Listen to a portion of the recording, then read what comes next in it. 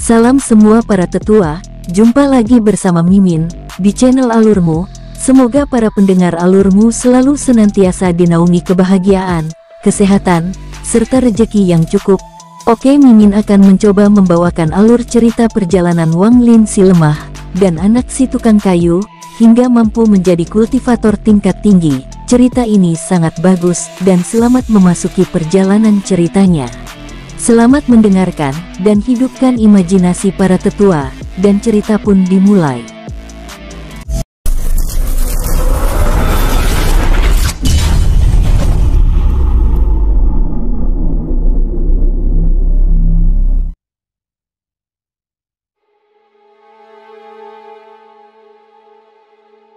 Taizu duduk di sisi jalan kecil di desa, memandang langit biru dengan bingung. Taizu bukanlah nama aslinya, tapi nama panggilan. Karena kesehatannya yang buruk sebagai seorang anak, ayahnya takut dia tidak dapat hidup sehingga dia diberi julukan ini sebagai tradisi. Nama aslinya adalah Wang Lin. Keluarga Wang dianggap sebagai nama keluarga besar di daerah itu, keluarga tukang kayu. Keluarga Wang terkenal di daerah tersebut, dan mereka memiliki sejumlah toko yang menjual produk kayu. Ayah Taizu adalah anak kedua dari keluarga. Dia lahir dari seorang selir, oleh karena itu, dia tidak bisa mengambil alih bisnis keluarga, jadi dia meninggalkan rumah setelah dia menikah dan menetap di desa ini. Namun, karena ayahnya adalah seorang tukang kayu yang terampil, keluarga Taizu cukup kaya, tidak perlu khawatir tentang makanan atau pakaian. Mereka sangat dihormati di desa. Taizu sangat cerdas sejak dia masih kecil. Dia suka membaca buku dan memikirkan banyak hal. Hampir semua orang di desa setuju bahwa dia adalah anak ajaib. Setiap kali ayahnya mendengar seseorang memuji Taizu, kerutan di wajahnya akan memudar dan dia akan menunjukkan senyuman bahagia. Ibunya sangat menyayanginya. Bisa dikatakan bahwa dia tumbuh dalam cinta orang tuanya. Dia tahu bahwa orang tuanya memiliki harapan yang tinggi padanya. Anak-anak lain seusianya bekerja di ladang, sementara dia duduk di rumah sambil membaca. Semakin banyak dia membaca, semakin dia memikirkannya. Dia merindukan dunia di luar desa. Taizu mengangkat kepalanya dan melihat ke ujung jalan. Setelah menghela nafas, dia menutup bukunya, bangkit, dan berjalan pulang. Ayahnya sedang duduk di halaman. Sambil memegang pipa, dia menarik napas dalam-dalam dan bertanya, "Taizu, bagaimana pelajaranmu?" Saat Taizu berjalan melewati pintu, Taizu menggumamkan beberapa kata saat dia lewat. Ayahnya mengibaskan abu dari pipanya, bangkit, dan berkata, "Taizu, kamu harus belajar dengan benar. Tahun depan adalah ujian distrik. Apakah kau memiliki masa depan atau tidak, semuanya akan bergantung pada ujian ini. Jangan berakhir seperti aku, yang akan menghabiskan seluruh hidupku di desa. Cukup, kamu mengeluh tentang ini setiap hari. Jika kamu bertanya kepadaku, Taizuku pasti akan lulus ujian." Ibu Taizu membawa beberapa makanan dan meletakkannya di atas meja. Dia memberi isyarat pada keduanya untuk datang dan makan. Taizu menanggapi dengan suara, lalu dia duduk dan dengan santai makan beberapa suap. Ibunya dengan penuh kasih sayang menatapnya dan memberikan kepadanya beberapa potong daging yang ada. "Ayah, apakah paman keempat hampir sampai?" Taizu bertanya sambil mengangkat kepalanya. "Menghitung waktu, itu harus dalam beberapa hari ke depan. Paman keempatmu lebih sukses daripada ayahmu." "Hei, Ibu Taizu, sudahkah hidangan spesial untuk paman keempat sudah dikemas?" Saat ayah Taizu menyebut paman keempat, ada sedikit kesedihan di wajahnya. Ibunya mengangguk dan dengan emosional berkata, "Taizu, paman keempatmu adalah orang yang sangat baik. Dalam beberapa tahun terakhir ini, berkat dia semua ukiran kayu ayahmu bisa bertahan dengan harga yang bagus. Jika kamu mampu mencapai kesuksesan, jangan lupa untuk membayar paman keempatmu. Saat Ibu Taizu sedang berbicara, suara kuda terdengar di luar pintu. Mengikuti suara kereta kuda, tawa hangat bisa terdengar. Kakak kedua, buka pintunya. Taizu terkejut. Dia segera bergegas membuka gerbang utama. Dia melihat seorang pria parubaya yang kuat dengan mata cerah berdiri di luar. Ketika dia melihat Taizu, dia tertawa dan mengusap kepala Taizu. Sambil tersenyum, dia berkata, "Taizu, aku hanya tidak melihatmu dalam setengah tahun dan kamu telah tumbuh lebih tinggi lagi." Orang tua Taizu segera berdiri. Ayahnya tersenyum dan berkata, "Kakak keempat, saya pikir sudah waktunya Anda tiba. Cepat masuk, Taizu, kenapa kamu belum mendapatkan kursi untuk paman keempatmu?" Taizu dengan senang hati setuju. Dia bergegas kembali ke rumah, mengambil kursi, dan meletakkannya di sebelah meja makan. Dia dengan hati-hati menyekanya dengan lengan bajunya sambil menatap penuh harap ke pria paruh baya itu. Pria paruh baya itu mengedipkan mata ke arahnya dan dengan bercanda berkata, "Taizu, sejak kapan kamu begitu rajin? Aku ingat terakhir kali aku di sini, kamu tidak seperti ini." Ayah Taizu melirik Taizu dan berkata, "Bajingan kecil ini baru saja bertanya tentang kapan kamu akan tiba." Pria paruh baya itu melihat Taizu tersipu dan sambil tertawa berkata, "Taizu, paman keempatmu belum melupakan janjinya padamu." Setelah dia selesai berbicara, dia mengeluarkan 2 buku dan meletakkannya di atas meja. Taizu dengan semangat bersorak, lalu membalik-balik buku tersebut. Dia hampir tidak bisa menahan kegembiraannya. Ibu Taizu dengan ramah melirik putranya dan berkata kepada pria paruh baya, "Kakak keempat, kakak laki-lakimu selalu memikirkanmu. Kali ini kau harus tinggal beberapa hari lagi." Pria paruh baya itu menggelengkan kepalanya dan berkata, "Kakak ipar kedua, ada banyak hal yang harus diperhatikan dalam keluarga hari ini. Saya harus pulang lebih awal besok pagi. Setelah waktu sibuk ini, saya akan kembali dan melihat kalian." Dia menatap adik keduanya dengan tatapan menyesal. Ayah Taizu menghela nafas dan berkata, "Jangan dengarkan istriku, kemas barang dengan benar besok, masalah keluarga lebih penting, kita bisa bertemu lain kali dengan waktu yang lama." Pria paruh baya itu memandang ayah Taizu dan bertanya, "Kakak kedua, Taizu berusia 15 tahun ya?" Ayah Taizu mengangguk dan berkata, "Setelah tahun ini, bajingan kecil ini akan berusia 16 tahun. Dalam sekejap, lebih dari 10 tahun telah berlalu dengan cepat." Dia menatap putranya dengan penuh kasih sayang. Pria paruh baya itu merenung sejenak dan berkata dengan nada serius, "Kakak kedua, kakak ipar kedua, ada sesuatu yang ingin kukatakan padamu. Sekte Hang Yue menerima murid. Tahun ini, keluarga memiliki 3 slot rekomendasi, dan aku menerima salah satunya." Ayah Taizu tertegun dan berkata dengan wajah pucat, "Hang Yue Sekte, Sekte Hang Yue yang penuh dengan keabadian." Pria paruh baya itu tersenyum, mengangguk dan berkata, "Kakak kedua, sekte yang sangat abadi itu. Keluarga kami masih menjadi salah satu yang terpandang di area ini dan memiliki kualifikasi untuk merekomendasikan calon murid. Kamu tahu anakku, dia tidak bisa benar-benar belajar, tapi dia jago pedang dan pisau. Aku ragu sekte abadi akan mengambil putraku. Tempat ini sangat berharga. Aku tahu Taizu sangat pintar sejak dia masih kecil dan selalu suka belajar. Dia mungkin punya kesempatan." Ibu Taizu merasa senang dan berkata, "Kakak keempat, ini." Pria paruh baya itu mengusap kepala Taizu dan berkata, "Kakak kedua, kakak ipar kedua, biarkan masalah ini diselesaikan. Biarkan Taizu mencoba, jika dia benar-benar diterima, itu adalah kekayaannya." Taizu dengan bingung memandang orang tua dan paman keempatnya. Dia tidak bisa mengerti apa yang sedang terjadi. "Abadi, apakah yang abadi itu?" Taizu dengan lembut dan ragu-ragu bertanya. Wajah pria paruh baya itu menjadi serius. Melihat Taizu, dia berkata, "Taizu, Yang abadi adalah mereka yang bisa terbang di langit. Itu bukanlah sesuatu yang kita fana dapat mengerti. Taizu bingung tapi menjadi penasaran dengan yang abadi. Ayah Taizu dengan bersemangat bangkit, menarik ibu Taizu, dan akan membungkuk kepada pria paruh baya itu. Pria paruh baya dengan cepat menariknya dan dengan tulus berkata, "Kakak kedua, apa yang kamu lakukan? Ibuku meninggal lebih awal. Jika bukan karena ibu kakak kedua yang merawatku, aku tidak akan berada di sini hari ini.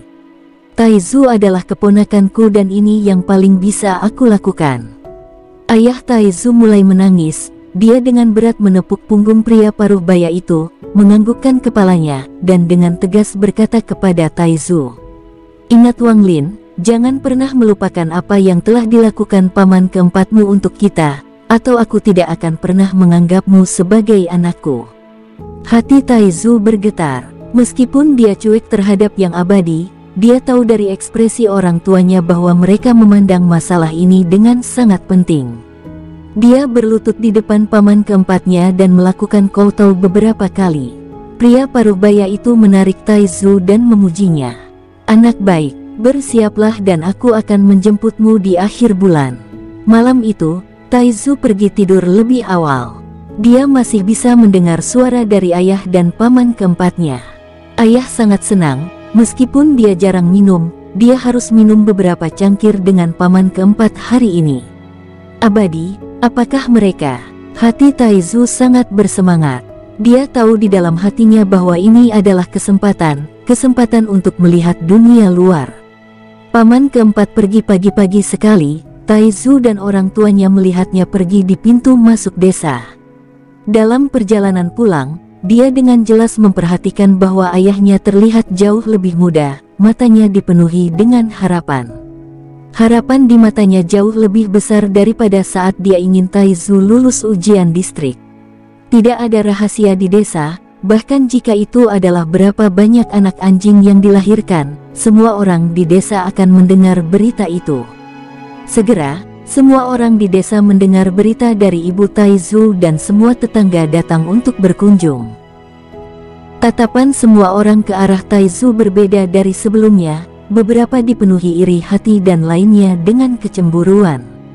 Keluarga Wang melahirkan seorang putra yang baik. Dia telah diterima sebagai murid dari Hang Yue Sekte. Aku telah memperhatikan anak ini, Taizu, saat dia tumbuh dewasa. Dia sangat pintar sejak dia masih kecil. Sekarang dia adalah murid Hang Yue Sekte. Dia memiliki masa depan yang sangat menjanjikan. Taizu, kamu memiliki bakat yang hebat. Ketika Anda sukses di masa depan, jangan lupa untuk kembali dan berkunjung. Pembicaraan ini memenuhi telinga Taizu, bertindak seperti Taizu sudah menjadi murid Hang Yue Sekte. Setiap kali orang tuanya mendengarnya, mereka tidak bisa berhenti tersenyum. Kerutan di wajah mereka telah sangat berkurang. Setiap kali Taizu berjalan sendirian di desa, semua penduduk desa akan dengan penuh semangat bertanya kepadanya tentang ini dan itu. Bahkan ada orang yang menyuruh anak-anak mereka untuk mengikuti Taizu sebagai contoh. Setengah bulan berlalu dengan cepat. Berita tentang Taizu menjadi murid Hang Yue Sekte telah menyebar dengan cepat. Semua penduduk desa terdekat datang untuk melihat Taizu. Setiap orang yang datang membawa hadiah. Orang tua Taizu tidak bisa menolak mereka. Tetapi saat mereka pergi, orang tua Taizu berencana mengembalikan hadiah itu. Menurut ayah Taizu, putra kami akan abadi di masa depan, jadi dia tidak bisa berutang budi. Kami akan menyiapkan hadiah kembali untuk semua pengunjung. Segera, keluarga Wang mengetahui bahwa paman keempat Taizu memberikan tempat putranya ke Taizu. Satu demi satu, mereka datang untuk memberi selamat padanya. Ayah Taizu sangat mementingkan kerabat yang berkunjung karena banyak dari mereka dulu meremehkannya di masa lalu dan mengusirnya dari keluarga bertahun-tahun yang lalu. Sekarang setelah mereka semua datang mengunjunginya, dia merasa seperti tahun-tahun kesedihannya langsung tersapu. Dia dan ibu Taizu berdiskusi sedikit dan memutuskan untuk menghibur semua orang dengan baik. Mereka menghabiskan banyak uang untuk menyewa guru desa untuk menulis undangan untuk dikirimkan kepada kerabat mereka. Guru desa tidak menginginkan uang, dia ingin Taizu mengakui bahwa dia tumbuh dengan belajar dalam asuhannya. Taizu tidak keberatan karena ini adalah kebenaran. Setelah undangan dikirim ke sebagian besar anggota keluarga Wang, ada begitu banyak orang sehingga ayah Taizu harus memindahkan lokasi pesta ke alun-alun desa dan mengadakan pesta.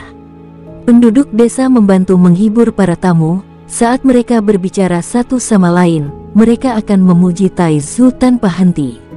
Ayah Taizu telah membawa istri dan putranya ke pintu masuk desa untuk secara pribadi menyambut para tamu dan memperkenalkan setiap kerabat kepada Taizu. Ini adalah kakek ketigamu. Ketika ayah meninggalkan keluarga, kakek ketigamu diam-diam banyak membantu. Taizu, kamu harus ingat untuk membalas kebaikannya, kata ayah Taizu sambil membantu seorang pria tua berambut putih. Taizu dengan cepat mengangguk. Orang tua itu memandang Taizu dan berkata, "Kakak kedua, waktu berlalu begitu cepat, putramu sudah sebesar ini. Masa depannya sudah lebih cerah darimu." Wajah ayah Taizu penuh dengan pancaran. Dia tersenyum dan berkata, "Kakek ketiga, Taizu sudah pintar sejak dia masih kecil. Dia pasti lebih baik dariku, gunakan waktumu." "Istriku, bantu dukung kakek ketiga." Ibu Taizu dengan cepat membantu orang tua itu berjalan menuju pesta. Melihat orang tua itu pergi, ayah Taizu mendengus dan berkata kepada Taizu, "Orang tua itu memandang rendah ayahmu dan memaksaku pergi. Sekarang setelah kamu memiliki masa depan yang baik, dia datang untuk memberi selamat kepada ayahmu ini. Dia kerabat seperti itu." Taizu mengangguk dan bertanya, "Apakah paman keempat akan datang?" Ayah Taizu menggelengkan kepalanya. "Paman keempatmu mengirim surat. Dia tidak akan bisa kembali sampai akhir bulan." Pada saat itu juga, gerbong lain tiba di pintu masuk desa. Seorang pria berusia 50 tahunan lebih keluar. Dia menatap ayah Taizu dan berkata, "Kakak kedua, selamat." Wajah ayah Taizu menjadi rumit dan dia berkata, "Kakak." Mata pria tua itu menyapu dan menatap Taizu. Dia tersenyum. "Kakak kedua, jadi ini putramu. Tidak buruk, mungkin dia benar-benar akan dipilih." Ayah Taizu mengerutkan kening, menggeliat, dan berkata, "Taizu mungkin tidak memiliki banyak keterampilan, tapi dia pintar dan suka membaca buku. Dia pasti akan dipilih." Itu tidak sepenuhnya benar. Ketika Sekte Abadi mencari murid, ada persyaratan yang sangat ketat. Aku melihat bahwa anak ini sangat bodoh. "Pergi akan membuang-buang waktu baginya," kata suara angkuh dari gerbong.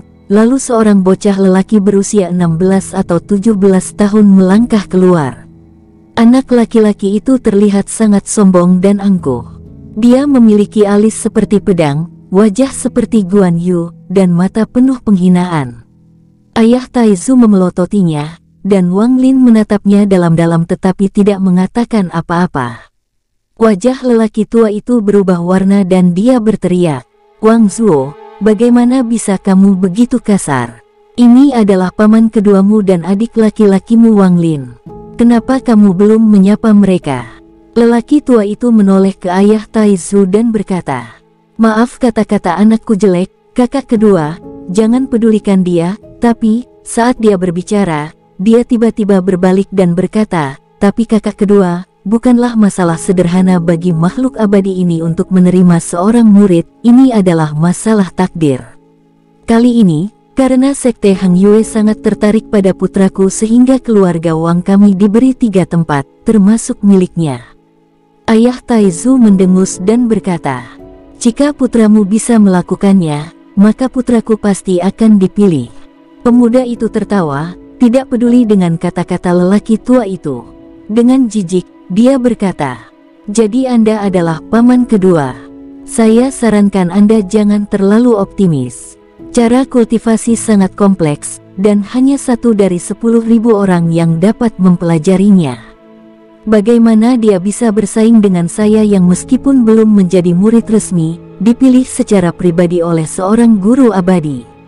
Wajah lelaki tua itu bersinar dengan warna kebanggaan lalu dia memarahi pemuda itu dan membawanya ke pesta. "Taizu, jangan khawatir. Bahkan jika Anda tidak terpilih, itu tidak masalah. Selalu ada ujian distrik tahun depan, ayah Taizu dengan sungguh-sungguh berkata setelah menekan amarahnya. Wang Lin dengan percaya diri berbisik, "Ayah, jangan khawatir, aku akan dipilih." Ayah Taizu dengan lembut menepuk bahu putranya. Matanya dipenuhi dengan sinar harapan. Satu demi satu, mereka menyapa banyak kerabat. Ayah Taizu membawanya kembali ke pesta. Di depan mereka ada pemandangan ramai dari orang-orang yang sedang berpesta. Ayah Taizu berteriak, "Kerabat terkasih, sesama penduduk desa, saya, Wang Tiansui, bukanlah orang yang sangat berbudaya dan tidak banyak bicara, tetapi hari ini, saya sangat senang karena anak saya memiliki kesempatan untuk menjadi murid Hang Yue Sekte. Ini adalah momen terindah dalam hidup saya. Saya tidak akan mengatakan lebih banyak, tapi terima kasih sudah datang." Dia mengangkat cangkirnya dan meminum anggur di dalam cangkir itu. "Kakak kedua, putramu sangat pintar sejak dia masih kecil. Dia pasti akan dipilih seperti putra Wang Zu dan menjadi abadi. Kakak kedua memiliki seorang putra seperti Taizu berarti kamu tidak menjalani hidupmu dengan sia-sia. Di masa depan, yang harus kamu lakukan adalah menunggu untuk menikmati keberuntungan. Taizu, kamu harus membuat ayahmu bangga. Kamu harus memasuki sekte Hang Yue, tidak usah pedulikan apapun. Ada banyak pemandangan cerah di mana-mana. Suara perayaan datang dari semua sisi, namun, ada banyak orang seperti ayah Wang Zuo, yang di permukaan memberikan ucapan selamat, tetapi di dalam hati mereka selalu memandang rendah ayah Taizu dan Taizu sendiri. Ayah Wang Zuo melihat putranya, dan kemudian menatap Taizu. Dia merasa sangat tidak puas. Tindakan ayah Taizu berada di luar harapannya. Yang abadi tidak buta, tidak mungkin Taizu akan dipilih, gumamnya dalam hati sambil tersenyum sinis. Orang-orang lewat satu persatu, ayah Taizu menarik Taizu dari meja ke meja untuk bersulang dan memperkenalkan berbagai kerabat yang tidak dikenal kepadanya. Hari ini, ayah Taizu telah mengonsumsi banyak anggur, dia belum pernah begitu dihormati sebelumnya. Pesta itu berlangsung sampai larut malam dan semua orang mulai pulang. Sebelum pergi, dan masih dengan ekspresi jijik, Wang Zuo, sementara tidak ada yang menyadarinya, berbisik kepada Taizu. "Bodoh, kamu tidak akan terpilih. Kamu tidak cukup baik." Dia pergi bersama ayahnya saat dia menunjukkan senyum penuh penghinaan. Setelah kembali ke rumah, Taizu berbaring di tempat tidurnya. Dia diam-diam memutuskan dalam hatinya bahwa dia harus dipilih tidak peduli apapun. Dan singkat cerita, setengah bulan telah berlalu. Hari ini, paman keempat Taizu tiba dengan kereta.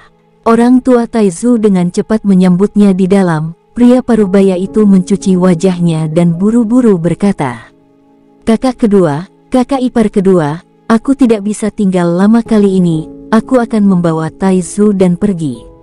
Sekte Hang Yue akan tiba untuk menjemput calon murid besok pagi." Ayah Taizu tercengang, jejak kesedihan muncul di wajahnya. Dia dengan tegas berkata, "Baik, Taizu, ikuti paman keempatmu. Jika kamu terpilih, belajarlah dengan patuh di Hang Yue Sekte. Namun, jika kamu tidak terpilih, jangan khawatir dan kembali ke rumah." Taizu yang berat meninggalkan orang tuanya, mengangguk dengan berat. Ibunya mengeluarkan bingkisan dari kamar dan dengan penuh kasih berkata, "Taizu, dengarkan paman keempatmu dan jangan menimbulkan masalah. Dunia luar tidak sama dengan rumah, kamu harus memiliki kesabaran. Ibu sudah menyiapkan baju baru untukmu, ini juga ada beberapa ubi panggang favoritmu. Ibu akan merindukanmu. Jika kamu tidak terpilih, kembali saja." Saat ibu Taizu berbicara, air mata mulai keluar di matanya. Taizu tidak pernah meninggalkan desa seumur hidupnya, ini adalah pertama kalinya dia pergi. Paman keempat dengan emosional berkata, "Taizu, kamu harus dipilih sehingga kamu bisa membuat orang tua kamu bangga. Kakak kedua, kakak ipar kedua, keluarga akan mengadakan perayaan besar dalam beberapa hari, jadi aku terlalu sibuk hari ini, besok aku akan menjemput kalian." Hasil untuk 3 kandidat seharusnya sudah keluar saat itu. Dia dengan cepat menarik Taizu ke kereta, mencambuk kudanya, dan berangkat. Dengan air mata berlinang, orang tua Taizu menatap kereta yang dengan cepat menghilang ke kejauhan. Taizu tidak pernah meninggalkan rumah sebelumnya.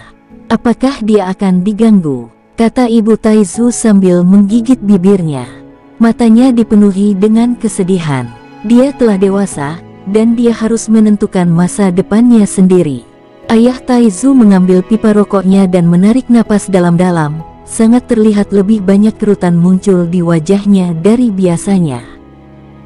Saat gerbong kereta kuda dengan cepat meluncur di sepanjang jalan, tubuh Wang Lin tergoncang-goncang karena tanah yang tidak rata. Di pelukannya ada bungkusan yang berisi semua harapan orang tuanya. Dia meninggalkan desa tempat dia tinggal selama 15 tahun. Perjalanan itu tidak akan singkat.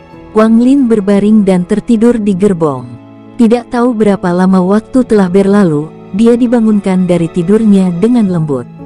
Dia membuka matanya untuk melihat ke atas untuk melihat paman keempatnya, yang menatapnya tersenyum dan bertanya, "Taizu, bagaimana perasaanmu meninggalkan rumah untuk pertama kalinya?" Wang Lin memperhatikan bahwa kereta telah berhenti, dan tersenyum. "Tidak banyak yang bisa dikatakan, hanya sedikit cemas karena aku tidak tahu apakah aku akan dipilih oleh Yang Abadi atau tidak." Paman keempat tertawa dan menepuk bahu Taizu dan berkata, "Oke, jangan terlalu dipikirkan. Ini rumah paman. Kamu pergi istirahat dulu, lalu aku akan mengantarmu ke keluarga besok pagi." Ketika dia turun dari gerbong, Wang Lin berada di depan sebuah rumah beratap genteng. Dia kemudian mengikuti paman keempatnya ke sebuah ruangan. Wang Lin duduk di tempat tidur. Hal-hal yang dikatakan orang tua, desa, dan kerabatnya terlintas di benaknya. Dia masuk di dalam hatinya. Pikiran menjadi murid yang abadi menjadi lebih berat di benaknya. Waktu berlalu, sedikit demi sedikit. Sesaat kemudian matahari berangsur-angsur terbit. Wang Lin tidak banyak istirahat sepanjang malam, tapi dia masih penuh energi. Dengan sedikit ketakutan, dia mengikuti paman keempatnya ke rumah utama keluarga Wang. Ini adalah pertama kalinya Wang Lin melihat rumah sebesar ini, membuatnya linglung. Paman keempat berkata sambil berjalan, "Taizu, kamu harus membuat ayahmu bangga. Jangan biarkan kerabat mengejekmu." Pikiran Wang Lin menjadi lebih tegang. Dia menggigit bibirnya dan mengangguk. Segera, paman keempatnya membawanya ke tengah halaman.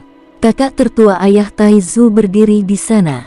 Ketika dia melihat Taizu, dia mengangguk dan berkata, "Taizu, ketika Yang Abadi tiba, jangan panik, ikuti saja kakakmu Wang Zuo. Lakukan semua yang dia lakukan." Nada bicara lelaki tua itu sangat kasar pada beberapa kata terakhir itu. Wang Lin tetap diam. Dia melihat sekeliling dan memperhatikan bahwa di samping Wang Zuo ada pemuda lain. Kulit pemuda itu agak gelap, tubuhnya sangat besar, dan matanya menunjukkan sedikit kecerdasan. Ada tonjolan di kemejanya, seperti sedang menyembunyikan sesuatu. Dia melihat ke arah Taizu, lalu berlari dan berkata, "Jadi kamu anak paman kedua. Namaku Wang Hao." Wang Lin terkekeh dan mengangguk. Ketika lelaki tua itu melihat Wang Lin mengabaikannya, dia menjadi sangat kesal dan hendak memarahinya. Tepat pada saat ini, awan di langit tiba-tiba terbelah. Kemudian pedang cahaya tiba-tiba turun seperti kilat. Setelah cahaya menghilang, berdiri seorang pemuda berbaju putih yang matanya cerah dan tajam, memancarkan semangat elegan. Mata dinginnya menyapu ketiga pemuda itu, terutama pada pemuda dengan tonjolan di bajunya. Dia bertanya dengan dingin, "Apakah ini 3 yang direkomendasikan oleh keluarga Wang?" "Ini adalah Yang Abadi." Di bawah tatapannya, Wang Lin mulai merasa kedinginan. Jantungnya berdebar kencang dan wajahnya memucat saat menatap Yang Abadi. Pemuda berkulit gelap, setelah melihat Abadi, meletakkan tangannya di dekat saku celananya, menunjukkan sikap hormat. Matanya menunjukkan ekspresi fanatik. Hanya Wang Zuo dengan santai melihat yang lain dan mendengus. Ayah Wang Zuo dengan cepat melangkah maju dan dengan hormat berkata, abadi, ketiganya adalah rekomendasi keluarga Wang. Pemuda itu mengangguk dan kemudian dengan tidak sabar berkata, siapa Wang Zuo? Wajah lelaki tua itu menunjukkan kilatan kebahagiaan, lalu dia dengan cepat menarik Wang Zuo. Abadi, ini anakku, Wang Zuo. Pemuda abadi menatap Wang Zuo dengan dalam. Kemudian wajahnya menjadi cerah dan dia mengangguk. Wang Zuo memang berbakat, tidak heran paman bela diri menyukai dia. Wang Zuo dengan bangga memandang Wang Lin dan pemuda yang tampak cerdas dan dengan bangga berkata, ini wajar, untuk menjadi abadi, seseorang harus memiliki semangat yang kuat. Pemuda itu mengerutkan keningnya, tapi dengan cepat menghilang. Dia samar-samar tersenyum ke arah Wang Zuo, melambaikan lengan bajunya, dan membawa ketiga pemuda itu ke pelangi dan menghilang. Paman keempat melihat ke langit dan bergumam, Taizu, kamu harus dipilih. Wang Lin merasakan tubuhnya menjadi ringan, dan angin yang menerpa wajahnya membuatnya kesakitan. Pada pemeriksaan lebih dekat, dia menyadari bahwa dia berada di bawah lengan pemuda itu, dan mereka terbang dengan cepat melintasi langit. Desa berubah menjadi titik-titik hitam kecil saat mereka terbang dengan cepat. Setelah beberapa saat, angin menyebabkan matanya berkaca-kaca dan memerah. Kecuali kalian bertiga ingin menjadi buta, tutup matamu, kata pemuda itu dengan dingin. Hati Wang Lin menegang, dan dia dengan cepat menutup matanya, takut untuk terus melihat. Setelah waktu yang singkat, Wang Lin bisa merasakan pemuda itu sesak napas dan kecepatannya mulai menurun. Kemudian, dalam sekejap, pemuda itu dengan cepat turun. Sesaat sebelum mendarat, pemuda itu mengendurkan lengannya dan ketiga pemuda itu jatuh ke tanah. Untungnya, kejatuhannya tidak terlalu keras, jadi ketiganya segera bangkit. Di depan Wang Lin ada pemandangan seperti surga, dengan pegunungan, bunga, dan sungai. Itu benar-benar pemandangan yang sangat indah. Di depan berdiri sebuah gunung yang menjulang tinggi, puncaknya tertutup awan yang menyembunyikan penampilan aslinya. Gema tangisan binatang buas bisa didengar. Ada jalan setapak yang berkelok-kelok menuruni gunung, seperti lukisan, membangkitkan perasaan akan dunia yang berbeda. Jauh di kejauhan, ada aula di puncak gunung. Meski tertutup awan, cahayanya yang terang benderang membuat orang ingin menyembahnya. Di sebelah aula, ada jembatan berwarna perak dengan bentuk bulan sabit menghubungkan puncak itu dengan puncak gunung lainnya. Dengan keindahan alam ini benar-benar layak menjadi lokasi sekte Hang Yue. Sekte Hang Yue adalah salah satu dari sedikit sekte budidaya di negara Zhao. 500 tahun yang lalu, itu adalah kekuatan utama sekte budidaya di negara Zhao dan memiliki beberapa monster tua jiwa yang baru lahir. Namun, dengan berlalunya waktu, itu telah menyusut ke ukurannya saat ini dan hanya bisa memiliki pijakan di dunia kultivasi. Namun, untuk manusia di dekat sekte Hang Yue, itu masih sosok yang sulit dipahami. Little Brother Zhang, apakah ini 3 kandidat yang direkomendasikan oleh keluarga Wang? Seorang pria paruh baya berpakaian hitam dengan sikap abadi melayang turun dari puncak gunung. Pemuda itu menunjukkan wajah penuh rasa hormat dan berkata, kakak ketiga, ini adalah 3 pemuda yang direkomendasikan keluarga Wang. Tatapan pria paruh baya menyapu mereka, dengan fokus pada Wang Zuo beberapa kali.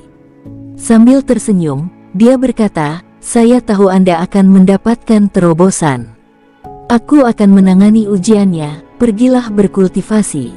Pemuda itu setuju, lalu tubuhnya bergerak menuju gunung, dan menghilang tanpa jejak dalam sekejap mata.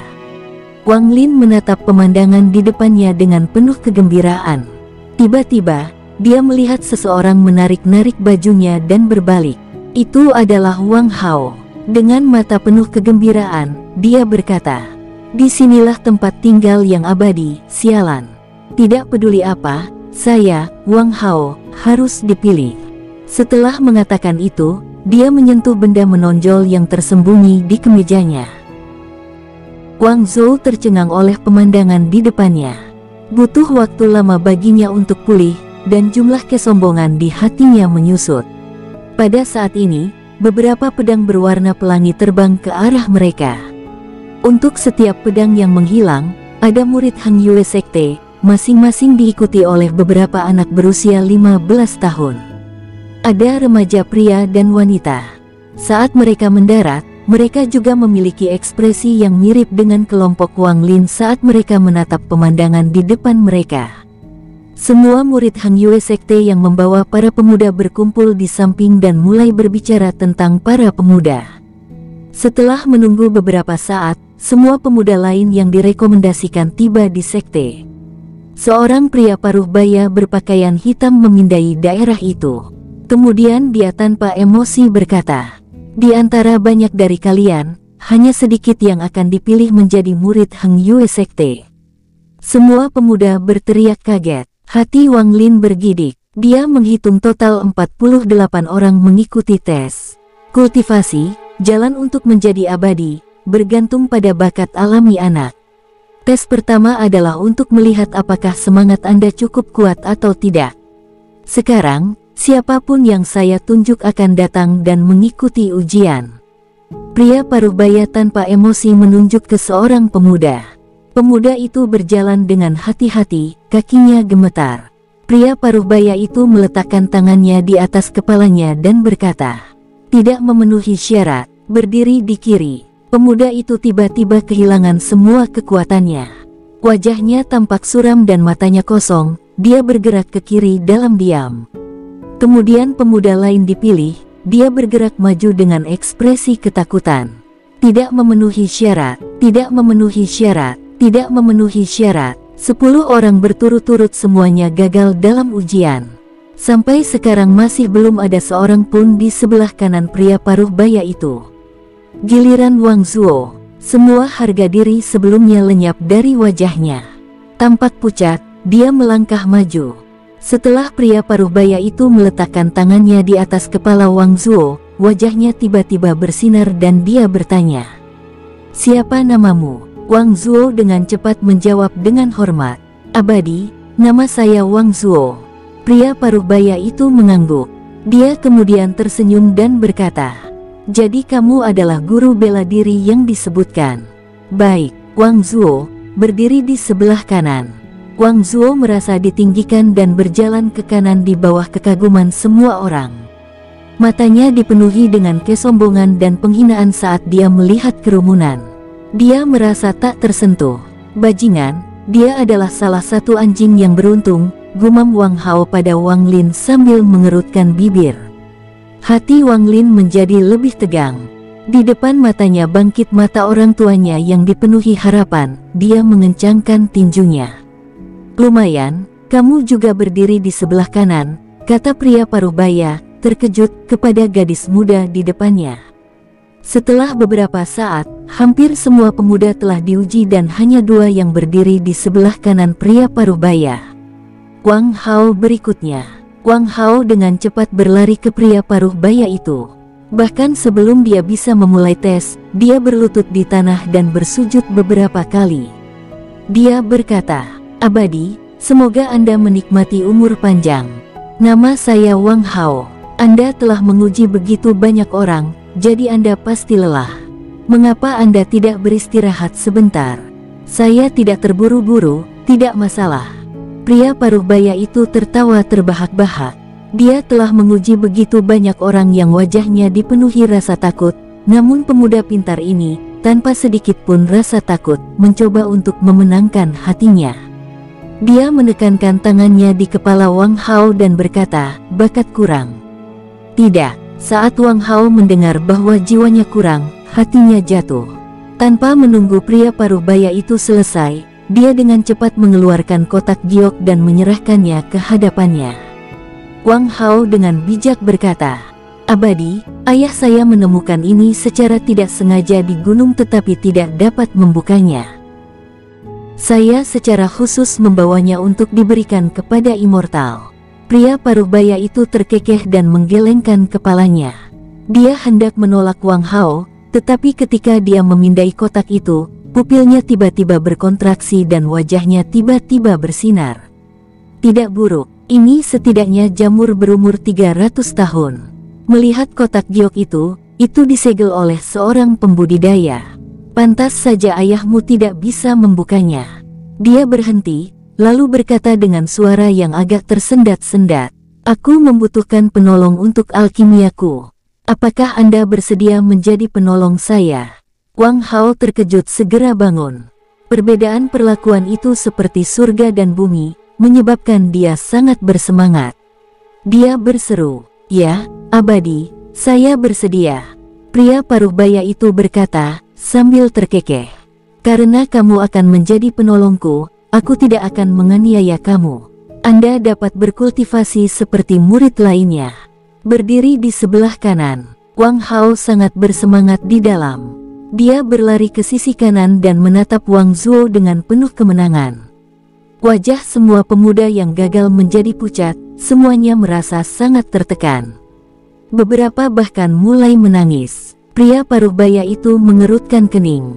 Dia berteriak, "Singkirkan semua yang mulai menangis." Beberapa murid Hang Yue Sekte melangkah keluar. Mereka dengan cepat mengambil yang mulai menangis dan dengan santai menghilang dalam pedang cahaya. Pria paruh baya itu menunjuk ke arah Wang Lin. Wang Lin menarik napas dalam-dalam. Dia dengan gugup berjalan menuju sisi pria paruh baya, pikirannya benar-benar kosong. Berdoa dalam hati, dia tidak bisa tidak mengingat harapan di mata orang tuanya. Saya pasti akan dipilih. Wang Lin berpikir dengan tekad. Tangan pria paruh baya itu menekan kepalanya. Dengan wajah datar, dia mengucapkan dua kata yang paling ditakuti Wang Lin. Tidak memenuhi syarat. Wang Lin tidak ingat bagaimana dia berhasil sampai ke sisi kiri. Dia hanya mendengar guntur musim semi menderu di telinganya dan gema dari dua kata yang diucapkan pria paruh baya itu. Setelah beberapa saat, semua orang diuji, dan hanya 3 orang yang berdiri di sebelah kanan. Di mata semua orang, ketiganya tidak dapat diatasi dan sangat tinggi. Wang Zuo memandang Wang Lin dengan wajah penuh penghinaan, mengekspresikan penghinaan sepenuhnya terhadapnya. Sementara jiwa yang kuat dibutuhkan untuk menjadi kultivator, ketekunan bahkan lebih penting.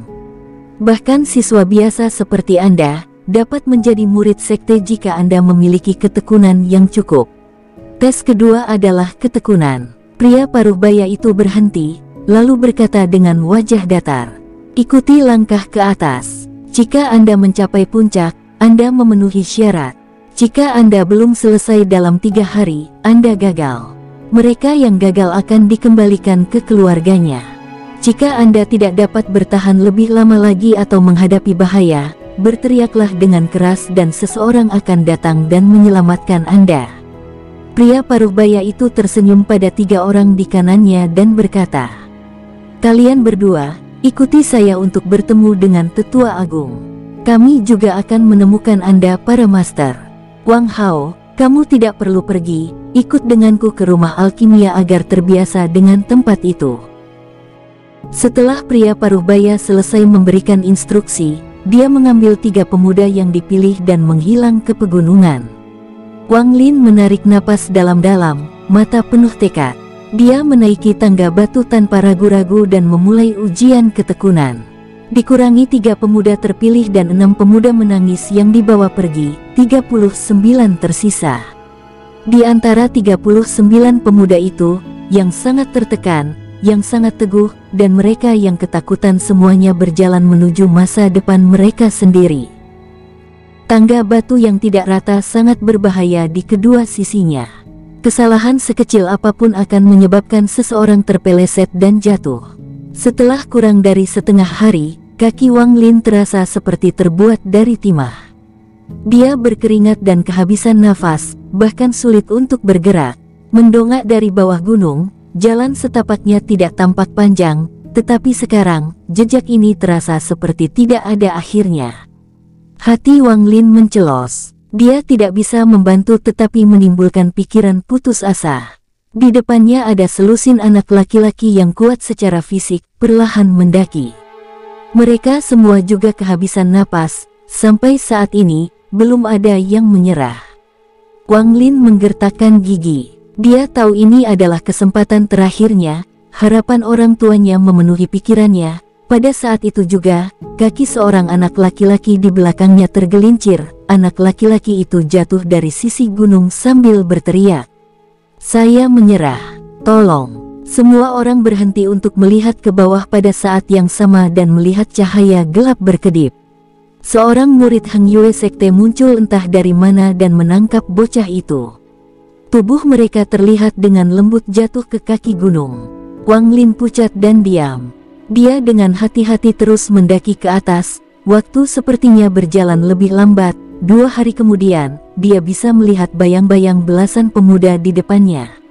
Wang Lin tidak tahu berapa banyak dari rekan-rekan ini yang akan menyerah.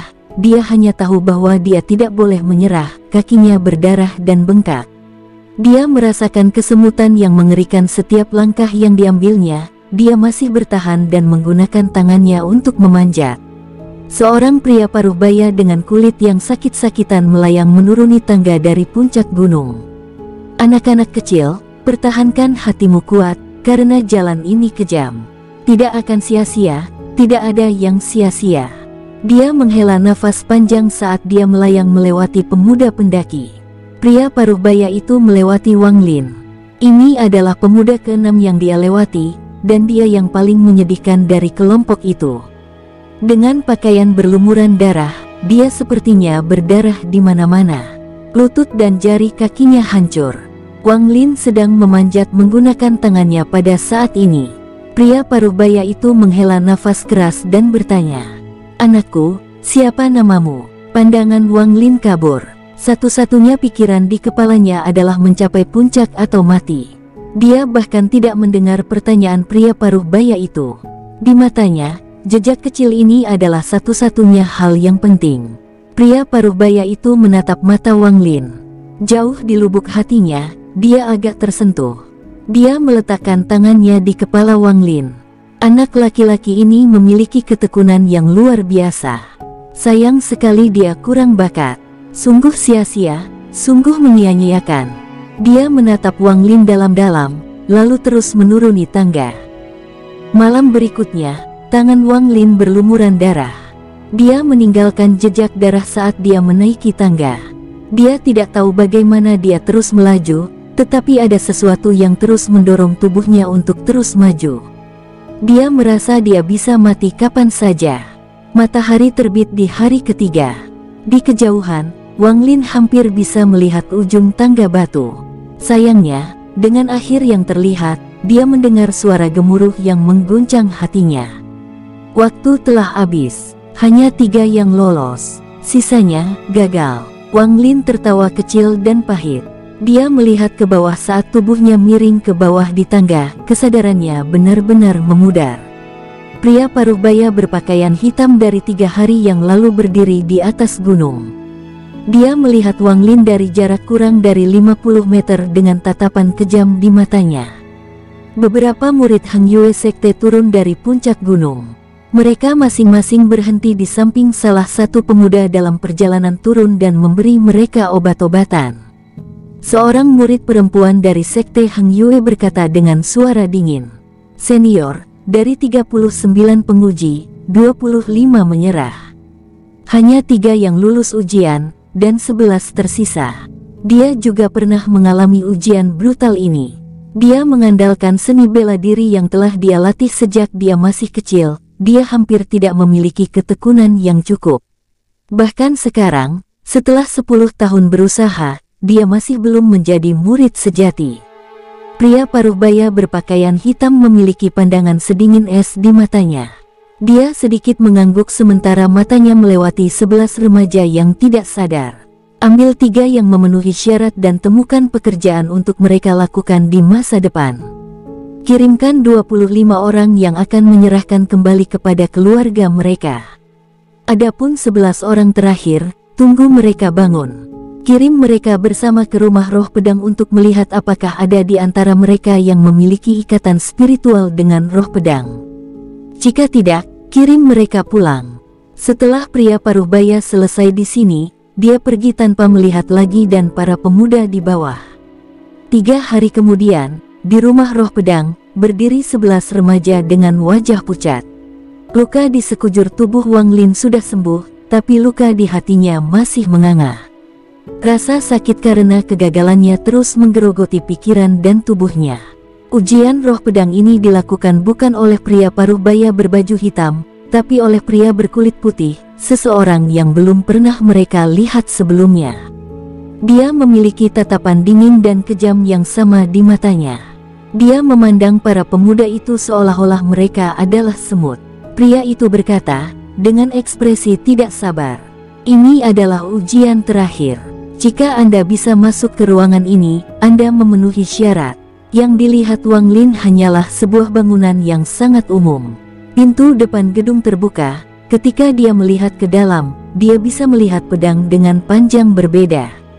Masing-masing pemuda satu persatu berjalan menuju rumah. Yang pertama mendekat berada dalam jarak 5 meter dari rumah. Wajahnya memerah saat dia berjuang untuk mendekat, tetapi diusir oleh kekuatan yang tak terlihat. "Tidak memenuhi syarat, lanjut," kata pria berbaju putih. Wang Lin berada di urutan ke-7. 6 orang sebelum dia semuanya mengalami nasib yang sama, diusir oleh kekuatan tak terlihat ketika mereka berada dalam jarak 5 meter dari rumah. Dia tersenyum pahit, dan dengan sedikit harapan terakhir di hatinya, melangkah maju. Saat dia mendekati tanda 5 meter, Wang Lin bisa terus melaju dengan mudah. Jantungnya berdegup kencang dengan antisipasi. Dia melangkah mendekat, 1 meter lebih. Dia belum merasakan ketidaknyamanan. Pria berpakaian putih itu mengucapkan, "Hei," yang terkejut, matanya cerah, dan wajahnya menunjukkan sedikit ketertarikan. Dia dengan lembut berkata, "Jangan ragu untuk melanjutkan. Terus berjalan menuju rumah roh pedang. Jika Anda dikenali oleh roh pedang, Anda akan diterima sebagai murid sejati, bahkan tidak masalah jika Anda gagal dalam 2 ujian sebelumnya."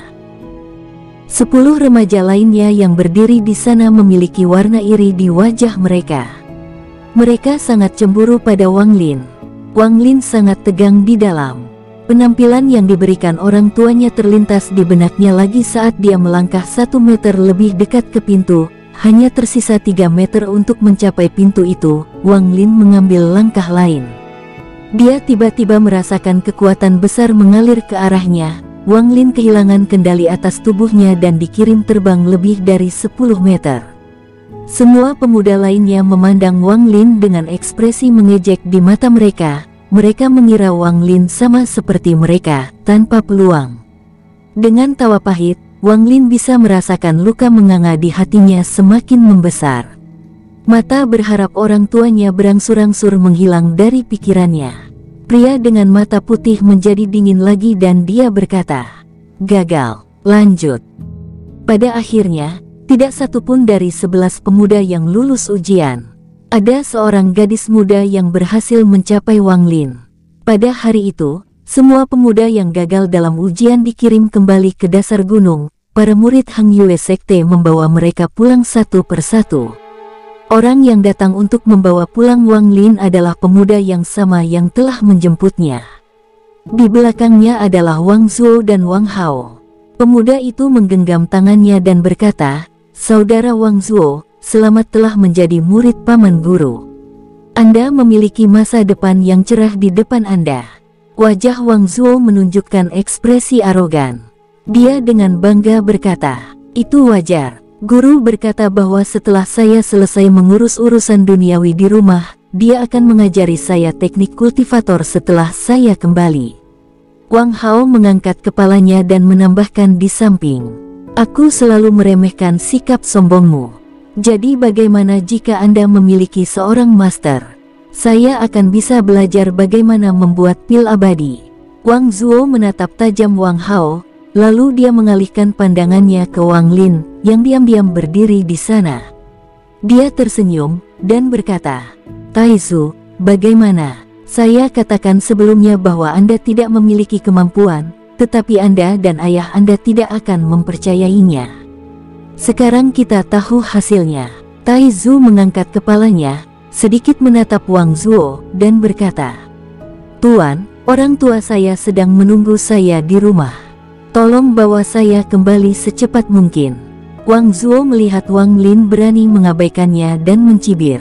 Anak udik kecil, lebih baik kamu menjadi seorang tukang kayu di desa kecil selama sisa hidupmu, seperti ayahmu.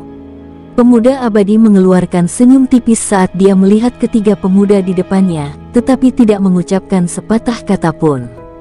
Dia melambaikan lengan bajunya dan membawa ketiganya saat mereka menghilang dari Gunung Hengyue Sekte.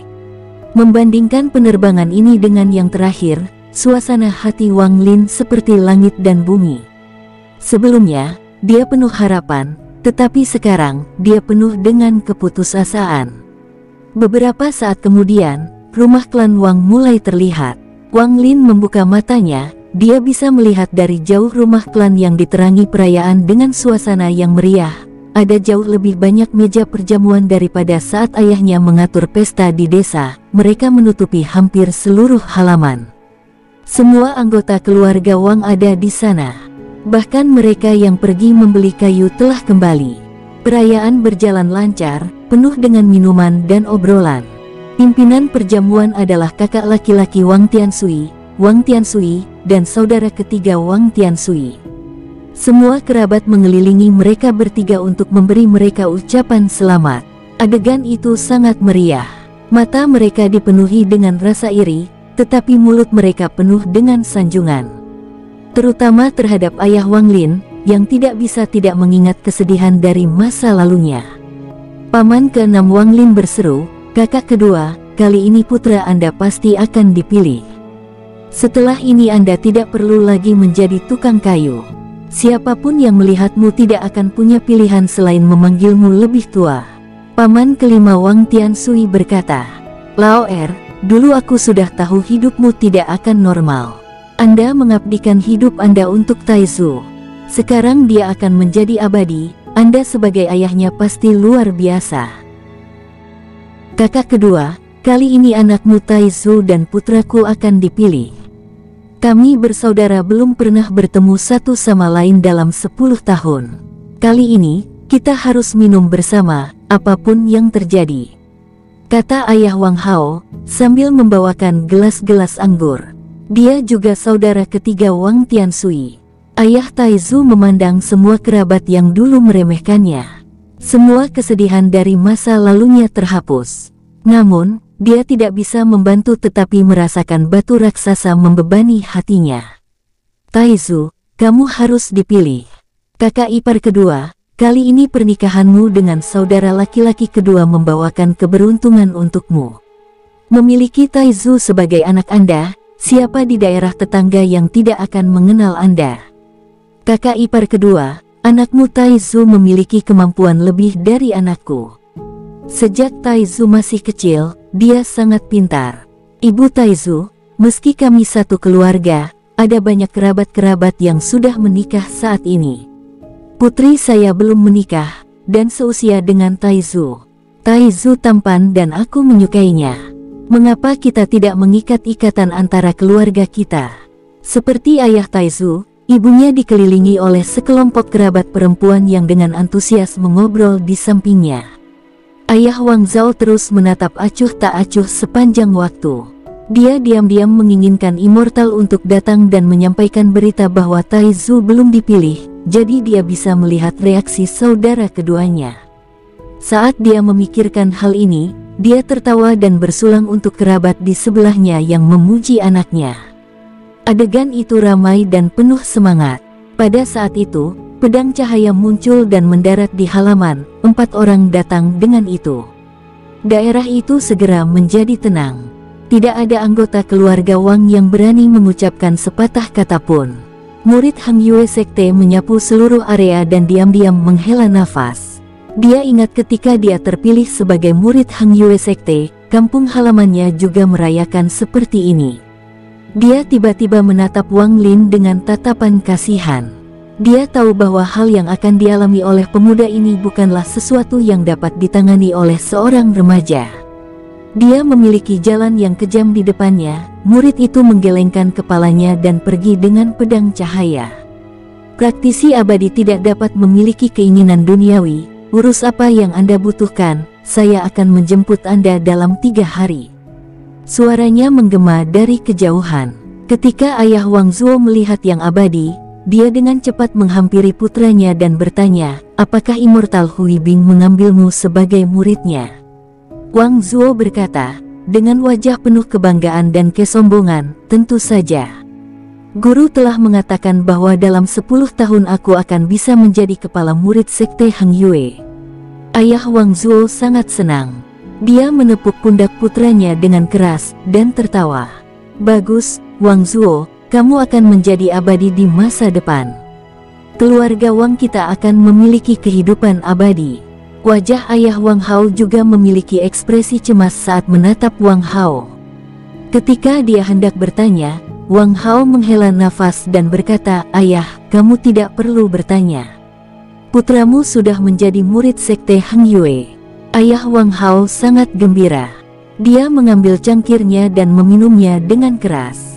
Wang Zuo memiliki ekspresi jijik di wajahnya. Dia berkata dengan nada menghina, Paman ketiga, kamu melahirkan seorang putra yang baik. Dia telah kehilangan banyak wajah dari keluarga Wang. Di depan semua orang dia menyanjung yang abadi dan kemudian, hanya dengan mengandalkan suap dia bisa menjadi penolong. Wang Hao mengangkat alisnya dan berkata, aku senang, jadi kenapa? Di masa depan, mari kita lihat siapa yang memiliki teknik kultivator yang lebih kuat, lalu kita akan melihat siapa yang kehilangan wajah kekeluargaan. Ayah Taizu melihat ekspresi tertekan yang dikenakan putranya, menyebabkan tubuhnya bergidik. Dia memiliki perasaan yang tidak menyenangkan.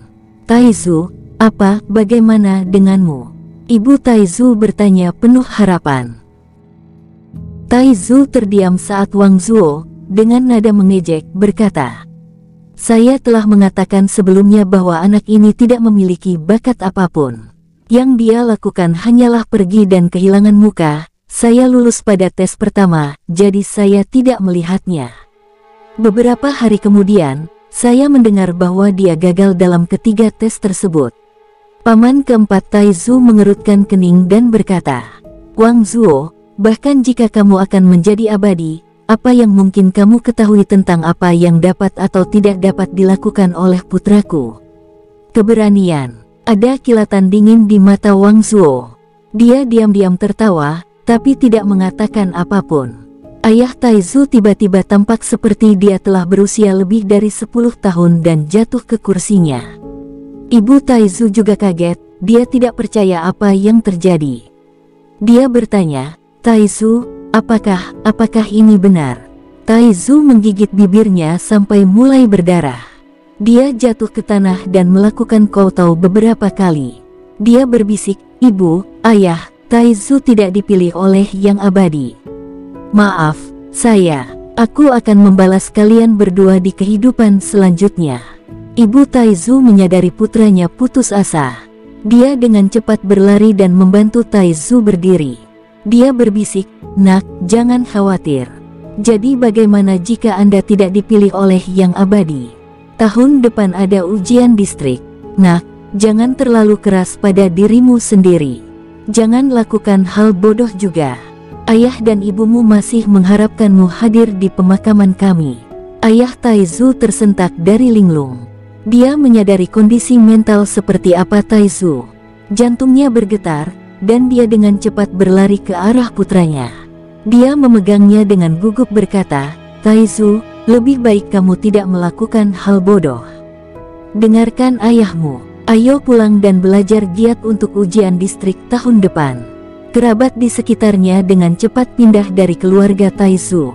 Mereka semua berkumpul seolah-olah sedang menonton pertunjukan, bergosip dan berbagi komentar tentang acara yang berlangsung di hadapan mereka.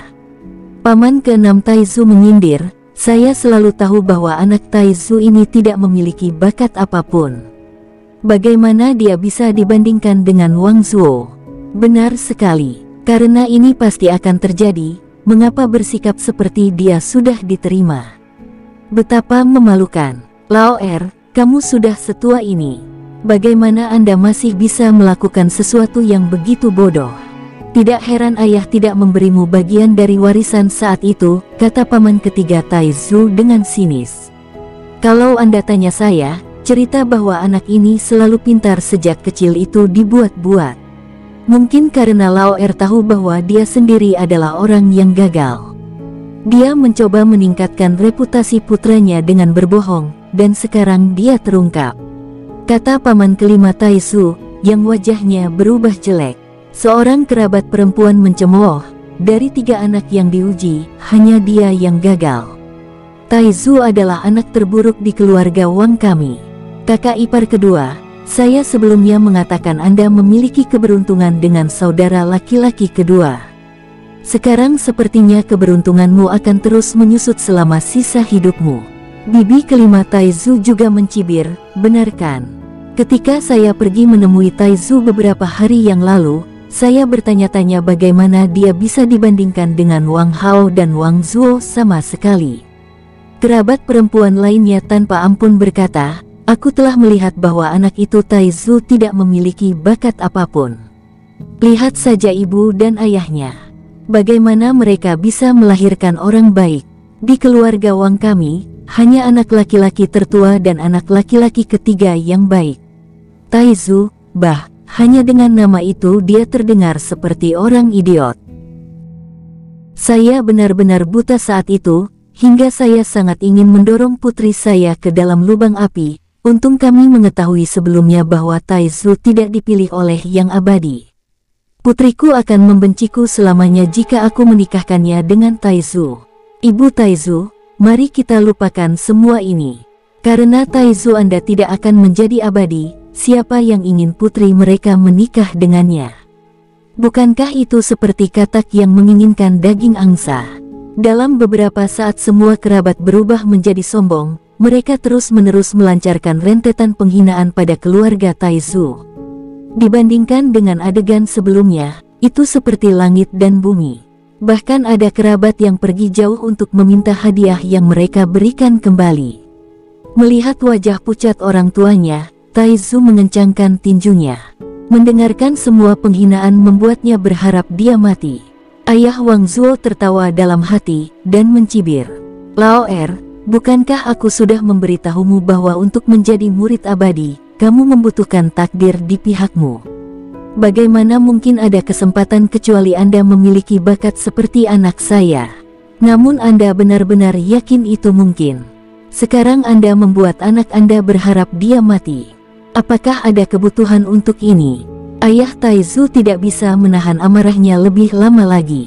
Dia berteriak, Wang Tianshan, tutup mulutmu.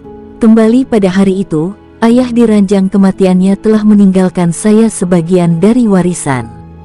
Tapi Anda bekerja dengan kerabat lain untuk mencurinya dari saya, dan sekarang Anda di sini menghina saya. Apakah Anda benar-benar berpikir saya Wang Tianshui akan diam-diam menanggung ini? Dan kalian semua juga. Sebelumnya Anda dengan senang hati memberi selamat kepada saya, dan sekarang Anda di sini menghina kami. Putra kami sudah dalam keadaan ini, namun Anda menambahkan penghinaan ke luka. Apakah kalian semua masih manusia? Wang Tianshan berhenti sejenak dan berkata, mengapa mengungkit masa lalu? Saya memperingatkan Anda dengan niat baik bahwa putra Anda tidak memiliki bakat apapun, tetapi di sini Anda marah kepada saya. Dengan ayah sepertimu, putranya tidak akan jauh lebih baik. Semua hinaan yang dilemparkan ke Wang Lin yang kecewa seperti duri yang menusuk hatinya. Dia dengan dingin menatap semua orang dan mengukir wajah mereka ke dalam hatinya. Aku akan melawanmu sampai mati. Ayah Taizu tidak bisa menahan amarahnya lebih lama lagi dan mengambil kursi.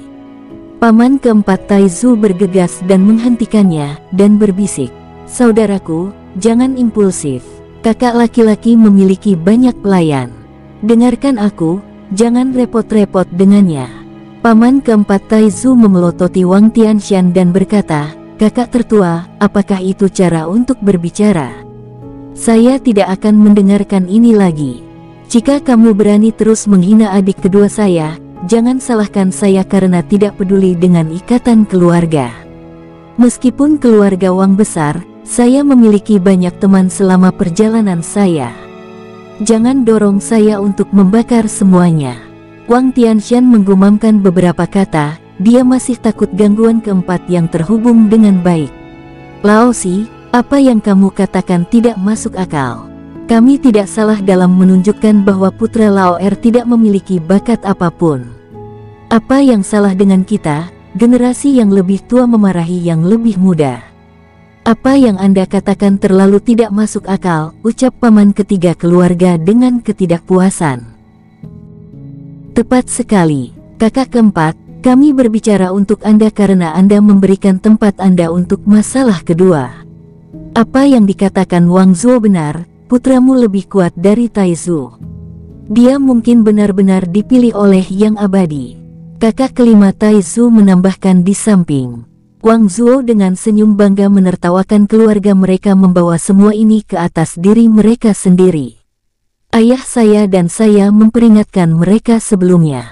Keluarga yang tidak berguna ini sama keras kepala seperti keledai. Sekarang mereka menabrak dinding. Wang Hao, dengan wajah pucat berkata, Taizu, dia. Sebelum dia bisa menyelesaikannya, ayah Wang Hao menatapnya dengan tajam. Dia kehilangan kepercayaan diri dan diam setelah itu. Paman keempat Taizu menghela nafas panjang dan berkata, siapapun yang mengungkit ini lagi berarti dia memiliki sesuatu terhadapku, biarkan ini dilakukan. Taizu yang tidak dipilih hanya dapat dikatakan bahwa dia tidak cukup beruntung dan tidak ada yang lain. Taizu tidak mengambil hati, Anda bisa datang ke paman keempat Anda untuk apapun. Saya tidak memiliki suara dalam sekte abadi, tetapi ketika datang ke sekte normal, paman Anda masih memiliki kemampuan untuk memasukkan Anda ke dalam sekte. Anda bisa pergi dengan anak saya, Huzi. Saya selalu berencana mengirimnya ke sebuah sekte untuk dilatih. Wang Zuo terkekeh saat mendengar itu. Dia dengan mencemooh berkata, Taizu, saya katakan pergi dengan paman keempat. Ketika Anda sampai di sana, Anda dapat memberitahu mereka bahwa Anda adalah sampah yang ditolak oleh sekte abadi. Mereka mungkin benar-benar akan menerimamu. Wang Lin perlahan mengangkat kepalanya. Dia melihat sekeliling memelototi semua kerabat di sekitarnya. Saat matanya akhirnya tertuju pada Wang Zuo, dia berkata, Wang Zuo, tandai kata-kataku. Aku, Wang Lin, pasti akan memasuki sekte abadi. Aku juga tidak akan pernah melupakan bagaimana kau dan ayahmu menghina keluargaku. Wang Zuo tertawa ketika dia mendengar kata-kata Taizu, tapi sebelum dia bisa mengatakan apa-apa lagi, paman keempat berteriak pada Wang Zuo. Dasar bocah nakal, aku akan menyia-nyiakanmu sekarang. Mari kita lihat, apakah sekte abadi masih menginginkanmu. Ayah Wang Zuo tiba-tiba tampak pucat. Dia buru-buru melangkah di depan Wang Zuo. Kakak keempat, kamu tidak akan berani. Kerabat di sekitarnya semua menahan senyum dingin di wajah mereka saat mereka menyaksikan peristiwa yang terjadi di depan mereka. Paman keempat Taizu tertawa. Dia memiliki tatapan tajam di matanya. Dengan suara rendah dan dalam dia berkata, benarkah saudara? Saya tidak berani. Ayah Taizu dengan cepat melangkah maju untuk menarik saudara keempatnya kembali. Kakak keempat, dengarkan kakak kedua Anda. Anda memiliki istri dan anak di rumah, bertingkah seperti ini tidak layak untuk Anda. Saya akan selamanya mengingat apa yang telah Anda lakukan untuk saya, tolong bawa saja keluarga saya pulang. Paman keempat Wang Lin memelototi ayah Wang Zuo. Dia kemudian mengangguk pada saudara keduanya, dan melanjutkan untuk meninggalkan rumah bersama Taizu dan keluarganya. Bahkan dari jauh, Wang Lin bisa mendengar kerabat di halaman mengejek dia dan keluarganya. Keluarga itu duduk di gerbong kereta kuda paman keempatnya, saat dia memberi mereka tumpangan pulang.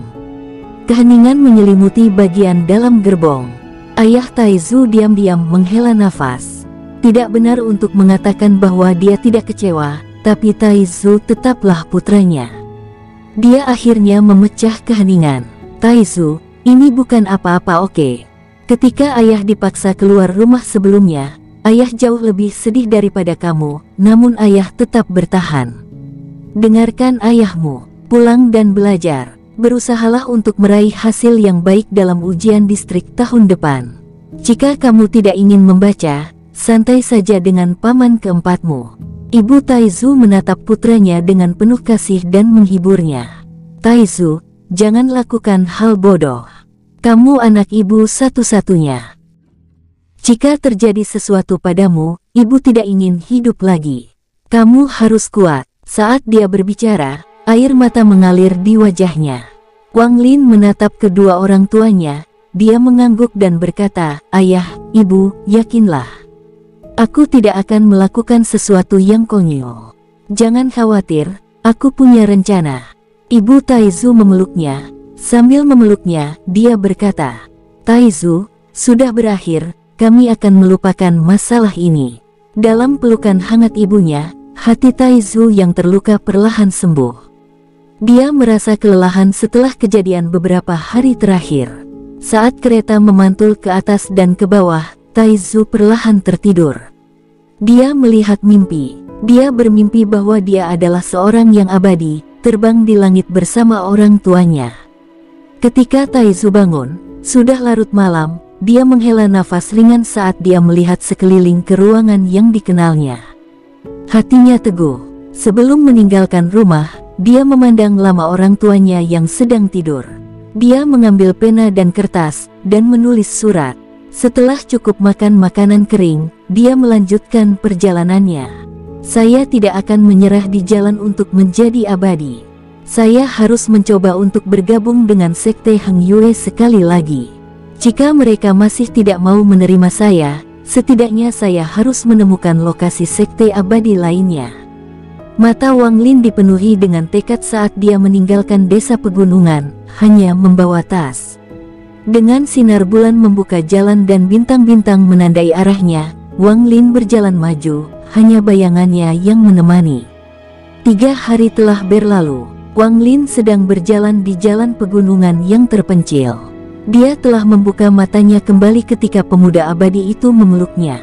Dia masih ingat arah umum.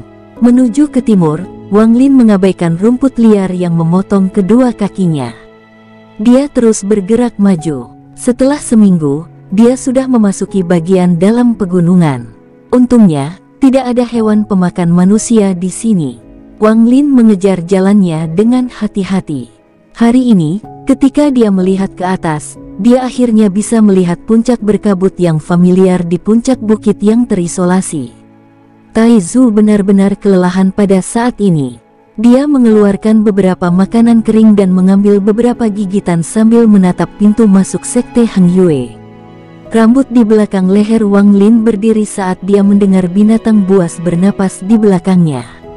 Dia melihat ke belakang dan semua warna langsung hilang dari wajahnya. Seekor harimau putih besar dengan mata merah darah membuat udara terasa padat. Tetesan air liur menetes dari sudut mulutnya, menghasilkan suara yang menetes saat menyentuh tanah. Nguawuem, harimau putih itu meraung saat menerkam. Wang Lin mengungkapkan senyum pahit, dan tanpa ragu melompat dari sisi tebing. Dia merasakan angin di wajahnya saat dia jatuh.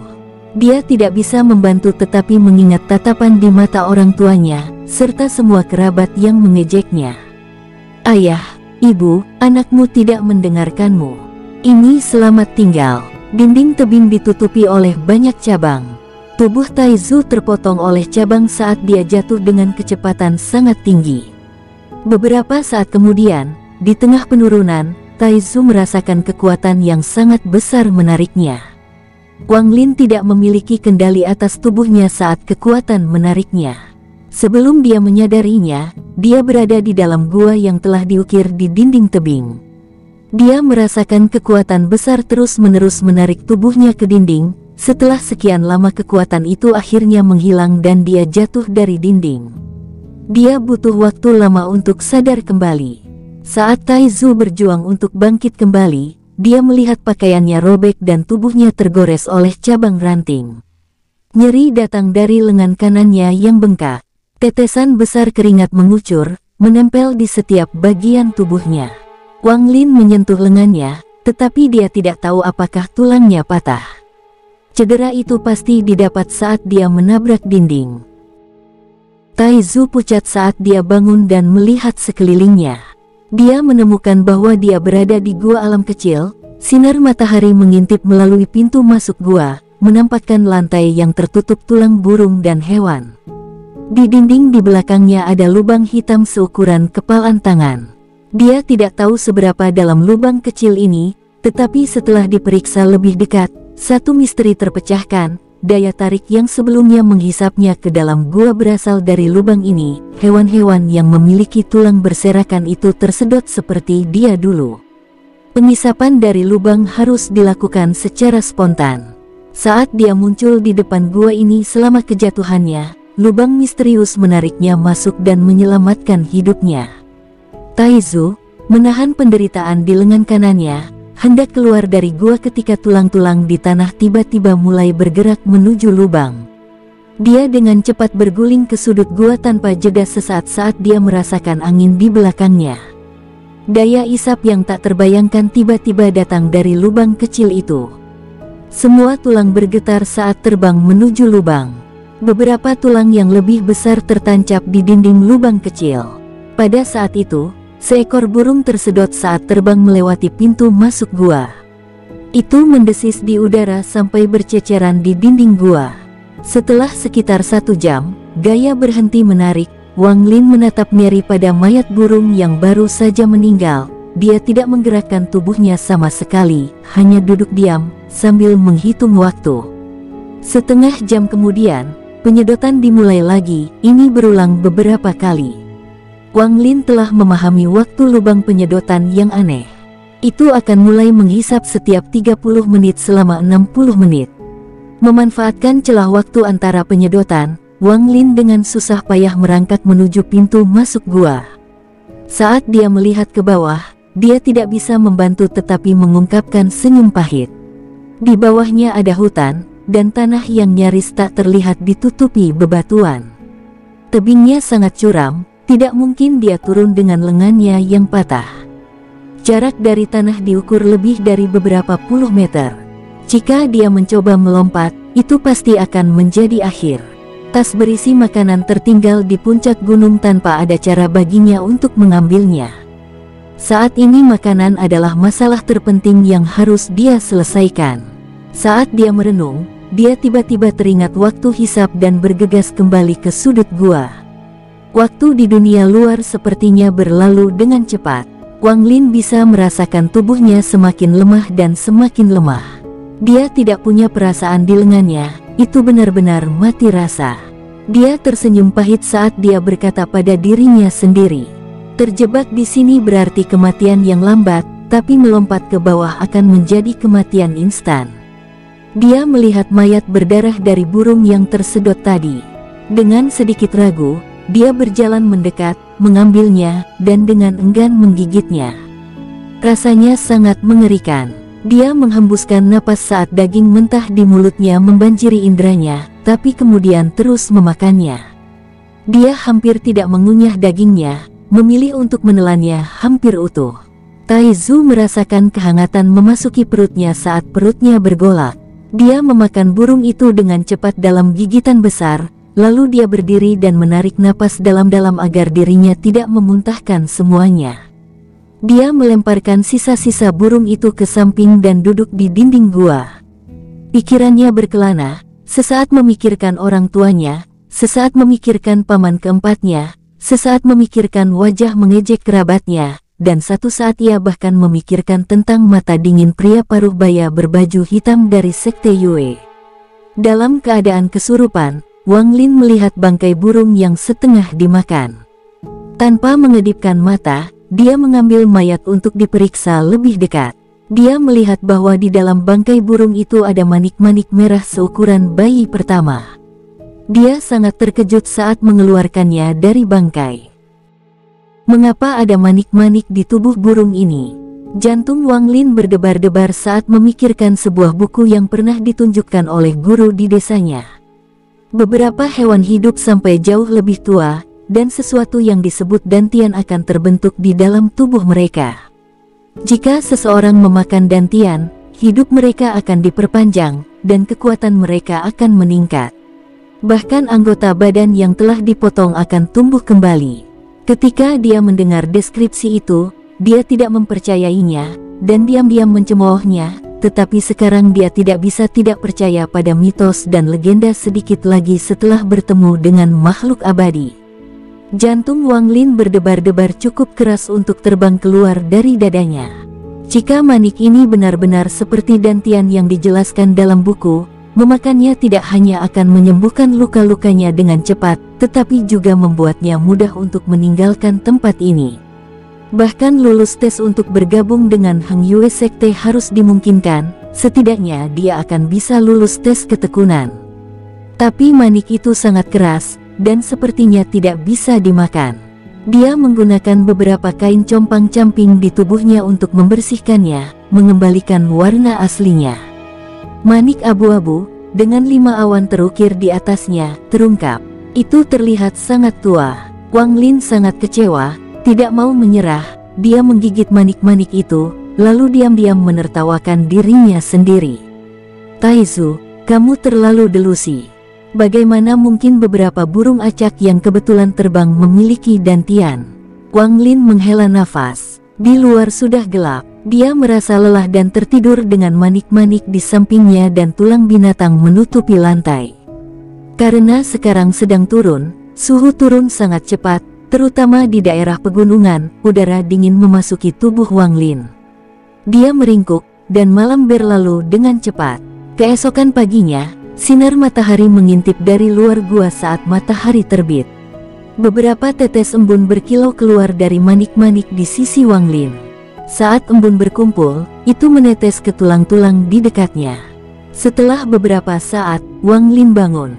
Bukan hanya lengannya yang masih membengkak, kondisinya sepertinya semakin parah. Wang Lin duduk di lantai, merasa sangat tertekan. Wang Lin bergumam pada dirinya sendiri, apakah aku akan terjebak di sini seumur hidupku? Dia perlahan menoleh dan memperhatikan embun yang menumpuk di tulang. Karena dia haus, dia dengan hati-hati mengambil beberapa tulang dan menjilat embun dari mereka. Manisnya embun cukup bagus. Dia tidak tahu apakah dia sedang membayangkannya, tetapi seluruh tubuhnya terasa hangat dan nyaman setelah meminumnya. Terutama luka di lengannya. Ada perasaan nyaman dan gatal saat pembengkakan berkurang. Wang Lin menggosok matanya, dan melihat dari dekat lengannya. Pembengkakannya memang sudah turun. Dia dengan cepat melihat tulang di sekitarnya tetapi tidak dapat menemukan lagi dengan embun di atasnya. Pada saat itu, dia tiba-tiba memperhatikan manik-manik itu dan melihat tetesan embun di atasnya. Dia ingat bahwa semua tulang yang memiliki embun ada di sebelah manik-manik. Dia dengan lembut mengambil manik itu, dengan jantungnya berdebar-debar, dan menggulung manik-manik di lengannya untuk menyebarkan embun secara merata. Gelombang perasaan sejuk dan menyegarkan datang dari lengannya. Wang Lin menatap lengannya tanpa mengedipkan mata. Setelah beberapa saat, matanya bersinar. Bengkak di lengan sudah turun, dia mencoba melambaikan tangannya. Meskipun masih ada rasa sakit, itu bukan masalah besar. Manik batu ini pasti harta karun. Wang Lin sangat terkejut. Selama beberapa hari berikutnya, Wang Lin mengandalkan burung yang tersedot ke dalam gua dan berceceran di dinding untuk makanannya. Dia menghabiskan sebagian besar waktunya dengan cermat mengamati manik-manik batu. Setiap kali embun muncul, dia akan mengoleskannya di lengannya. Dia melakukan ini sampai lengannya pulih sepenuhnya. Dia tahu embun itu sangat berharga, jadi dia mengumpulkan beberapa di tengkorak burung. Pada hari ini, dia memercikkan embun yang telah dia kumpulkan selama beberapa hari terakhir ini pada selembar kain dan dengan hati-hati membengkokkan manik-manik di dalamnya. Setelah memastikan itu tidak akan jatuh, dia tiba di pintu masuk gua ketika kekuatan hisap berhenti. Dia menggunakan giginya untuk merobek pakaiannya dan mengikatnya menjadi satu, lalu mengikat satu ujung ke batu dan ujung lainnya di pinggang dan perlahan-lahan turun. Wang Lin telah turun sekitar 5 atau 6 meter ketika tangannya tergelincir. Tubuhnya jatuh dengan cepat, tapi untungnya pakaiannya keras dan memberinya waktu untuk berayun ke arah tebing dan meraih dahan sebelum kainnya robek. Keringat dingin membasahi dahi Wang Lin. Ketika dia melihat ke bawah, dia memperkirakan bahwa dia masih setinggi 20 meter. Dengan satu tangan, dia meraih sebuah dahan dan dengan tangan yang lain dia meraih kain dan mengikatkan kain itu ke dahan. Baru kemudian dia merasa lega. Dia dengan hati-hati bergerak kembali ke tepi tebing dan kemudian mulai turun lagi. Ketika dia berada 10 meter dari tanah, kain itu telah meregang hingga batasnya. Wang Lin melompat tanpa berpikir 2 kali. Pakaiannya tidak dapat menahan beban dan mulai terbelah, tetapi tetap membantu meringankan kejatuhannya. Wang Lin merasakan angin membelai wajahnya saat turun, serta cabang-cabang yang patah di bawahnya, memperlambat kejatuhannya. Dia memposisikan tubuhnya tepat saat dia mendarat, jari kaki mengarah ke bawah, dan berguling menjadi bola saat dia menyentuh tanah. Tanah terasa seperti pisau batu yang menusuk tubuhnya, menciptakan berbagai luka dalam, terutama luka di kakinya. Itu sangat dalam sehingga siapa saja pasti bisa melihat tulang-tulangnya. Wang Lin, dengan penglihatan kabur, terengah-engah. Dia berjuang untuk memasukkan kain yang ada di lehernya yang berisi manik-manik ke dalam mulutnya dan menyedot beberapa embun yang ada di kain itu. Setelah beberapa saat, dia berjuang untuk duduk dan dengan tangan gemetar, mengambil kain itu dan meremasnya di atas luka di kakinya saat beberapa tetes embun keluar. Perasaan sejuk terpancar dari tempat luka itu. Setelah melakukan semua ini, Wang Lin jatuh ke tanah dan berdoa agar tidak ada binatang buas yang menyerangnya sebelum dia pulih. Saat itu, dia mendengar teriakan dari kejauhan. "Taizu, kamu di mana?" Wang Lin tercengang. Dia mendengarkan dengan saksama dan menyadari bahwa itu adalah suara ayahnya. Tanpa waktu untuk berpikir, dia menggunakan semua kekuatan yang tersisa di tubuhnya untuk berteriak, "Ayah, aku di sini." Pelangi mendekat dari kejauhan, mengelilingi tebing dekat Wang Lin untuk beberapa saat lalu turun. Pedang cahaya turun dan menghilang, mengungkapkan murid Hang Yue Sekte dengan ayah Wang Lin di lengannya, mengerutkan kening pada Wang Lin. Ketika ayah Taizu melihat putranya, dia langsung menangis. Dia berlari ke arah Wang Lin dan memeluknya. Sambil menangis dia berkata, "Taizu, apa yang kamu pikirkan? Mengapa Anda harus begitu keras kepala? Pernahkah kamu berpikir tentang bagaimana orang tuamu akan hidup jika kamu mati?" Wang Lin tercengang. Setelah memikirkannya, dia menyadari bahwa ayahnya salah paham, dan berpikir bahwa dia mencoba bunuh diri. Setelah melihat dirinya sendiri dan melihat betapa babak belur tubuhnya, dia tidak bisa menahan tawa pahit. Murid Hang Yue Sekte, nama keluarga Zhang, menatap Wang Lin. Dia melihat ke tebing di atas dan melihat pakaian yang telah robek tadi. Dengan beberapa lompatan, dia memanjat hingga mencapai gua. Dia merasakan suatu kekuatan mencoba untuk menyedotnya dan menunjukkan ekspresi terkejut. Namun, dia dengan cepat pulih dan melompat ke bawah seperti kekuatan itu bukan masalah besar. Dia berkata, dengan rendah, "Anakmu ingin bunuh diri tapi diselamatkan oleh kekuatan hisab alami dari gua. Sekarang Wang Lin telah ditemukan, mari kita kembali ke sekte dan minta tetua membuat keputusan."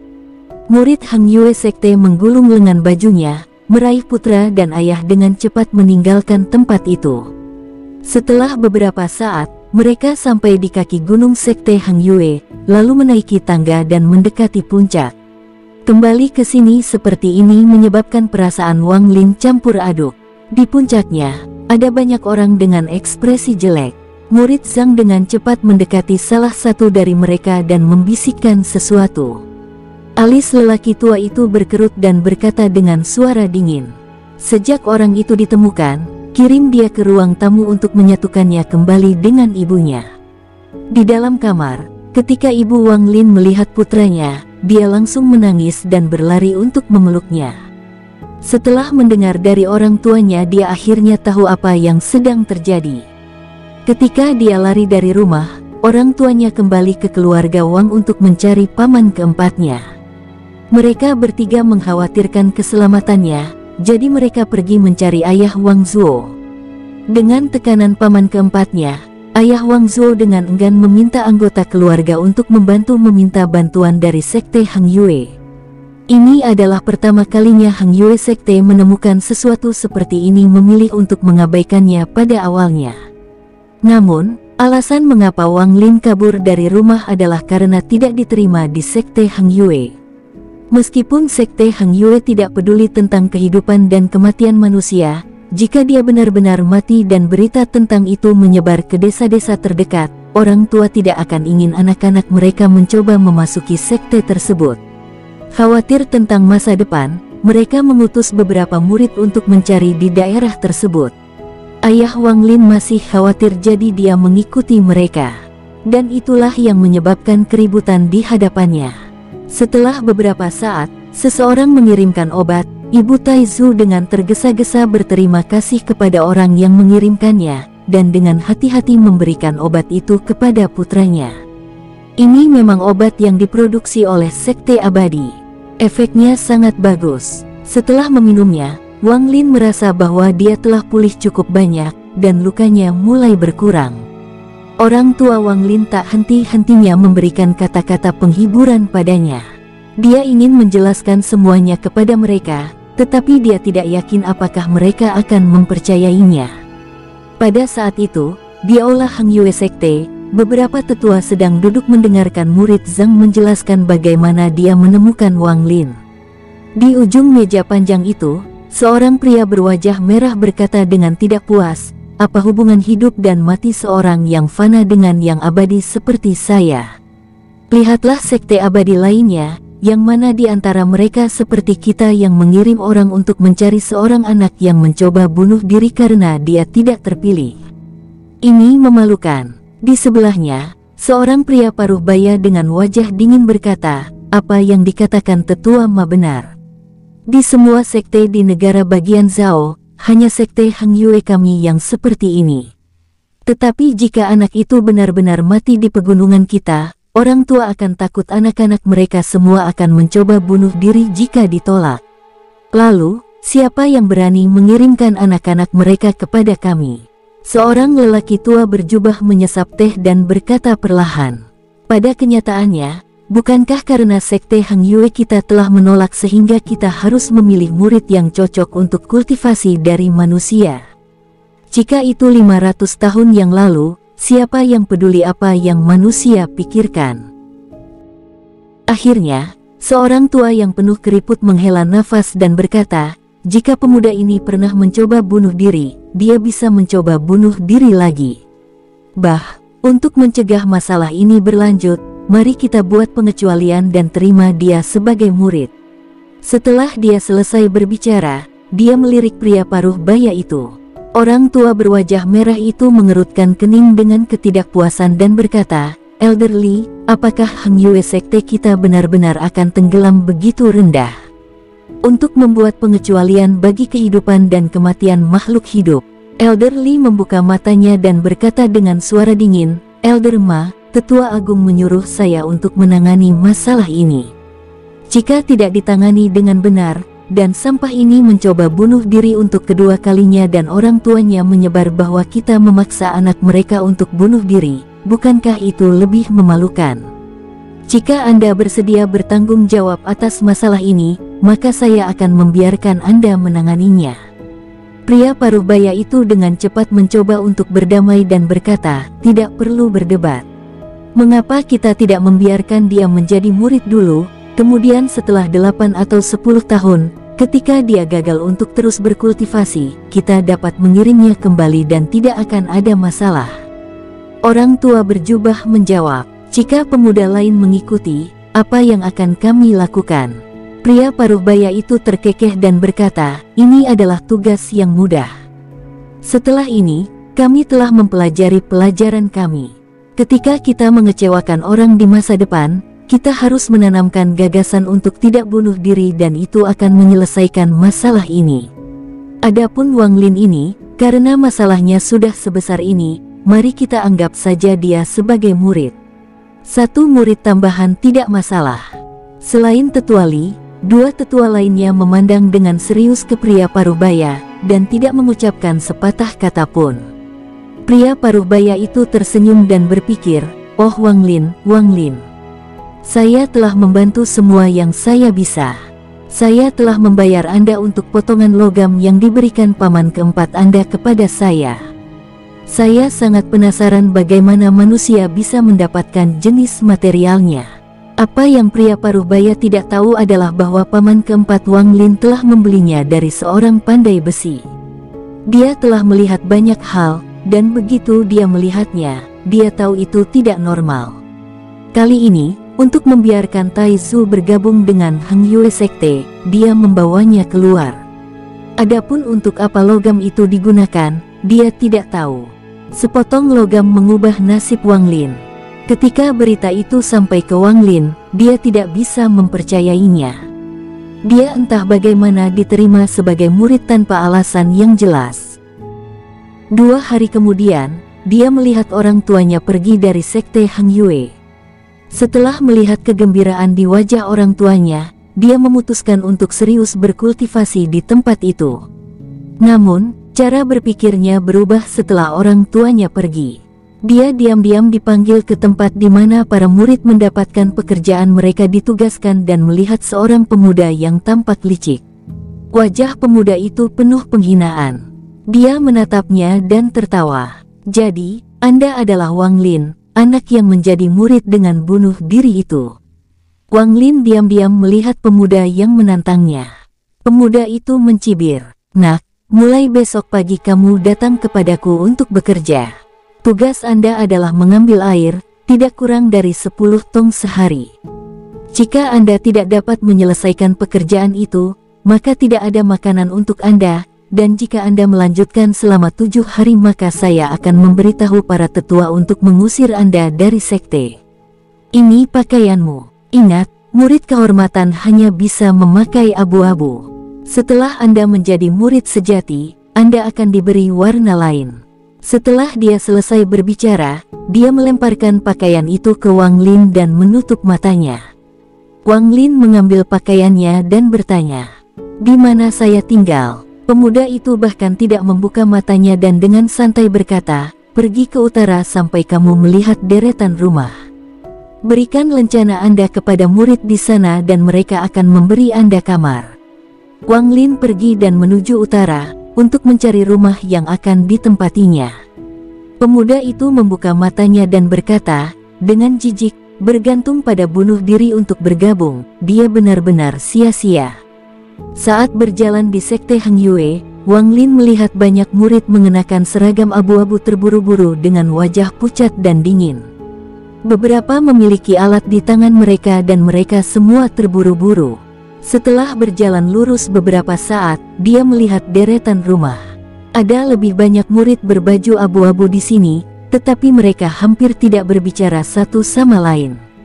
Setelah dia memberikan lencananya kepada murid berpakaian kuning yang bertanggung jawab, pemuda itu dengan tidak sabar menunjuk ke sebuah ruangan. Wang Lin sudah terbiasa dengan ekspresi dingin dari semua orang di sini. Dia masuk ke kamarnya dan membuka pintu. Itu adalah ruangan besar dengan 2 tempat tidur kayu, sebuah meja, dan 2 kursi. Mereka semua sangat bersih dan baru seperti furnitur di rumahnya. Dia memilih tempat tidur yang tampak kosong. Dia meletakkan kopernya dan berbaring di tempat tidurnya. Meskipun dia telah masuk ke sekte Heng Yue, itu bukan yang dia harapkan. Dia berpikir bahwa dia akan mempelajari teknik abadi, tetapi sepertinya tugasnya adalah mengambil air. Memikirkan hal itu, dia menghela nafas dan menyentuh manik-manik batu di depan dadanya. Itu adalah harta karun yang dia peroleh. Wang Lin telah membaca banyak buku dan dia tahu bahayanya mengungkapnya, karena banyak orang akan mengincar harta karun ini. Beberapa saat kemudian, malam tiba dan seorang pemuda sangat lelah berbaju abu-abu membuka pintu dan masuk. Dia tercengang saat melihat Wang Lin, lalu tertidur di tempat tidurnya tanpa mengucapkan sepatah kata pun. Wang Lin tidak peduli. Dia tahu bahwa dia harus bangun pagi. Dia menyentuh perutnya, lalu mengeluarkan beberapa ubi. Orang tuanya membawakannya untuk dia makan ketika mereka pergi mencarinya, dan karena dia diterima, orang tuanya memberikan semua sisa makanan kepadanya. Ubi jalar sangat manis. Saat Wang Lin sedang makan, pemuda itu bangun dan mengamati ubi jalar. Saat mulutnya berair, dia berkata dengan suara rendah, "Bolehkah saya minta sepotong?" Wang Lin mengambil beberapa potong dan berkata, "Saya punya banyak di sini. Jika Anda mau, makan lagi." Pemuda itu dengan cepat mengambil makanan itu dan mengambilnya dari syal, lalu pergi ke meja dan menuangkan segelas air untuk dirinya sendiri. Dia berseru, "Sial, saya belum makan apa-apa dalam 2 hari. Jadi siapa namamu?" Wang Lin menyebut namanya. Pemuda itu tiba-tiba tertawa dan berkata, "Jadi kamu adalah Wang Lin, sampah yang memasuki sekte Hang Yue dengan mencoba bunuh diri." Dia tiba-tiba menyadari apa yang telah dia lakukan dan berkata, "Saudaraku, namaku Zhang Hu. Sejujurnya, tidak ada seorang pun di sekte yang tidak tahu tentang Anda, jadi tolong jangan salahkan saya atas apa yang saya katakan sebelumnya. Nyatanya, saya mengagumi Anda karena bisa masuk sekte dengan cara ini." Wang Lin tertawa getir. Dia tidak mencoba menjelaskan dan memberikan beberapa potong ubi. Zhang Hu dengan cepat menerimanya dan mengambil beberapa gigitan, lalu berkata, "Wang Lin, lebih baik kamu tinggalkan sebagian untuk dirimu sendiri. Anda baru di sini. Entah kejahatan apa lagi yang akan dilakukan si musang kuning itu. Sial, dia bahkan tidak memperlakukan kita seperti manusia," ucap si pemuda itu. Bersambung, sampai ketemu di episode selanjutnya. Semoga kalian semua selalu terhibur, dan terima kasih.